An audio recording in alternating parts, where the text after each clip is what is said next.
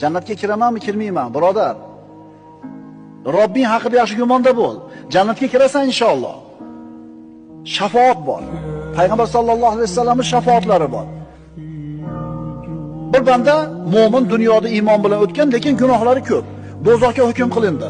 Do'zaxga olib kirib ketayotganda, do'zaxni eshigidan o'tib ketayotib turib, ostonasiga borib, kirib ketayotib turib, orqaga bir o'girib qo'yiladi deyiladi.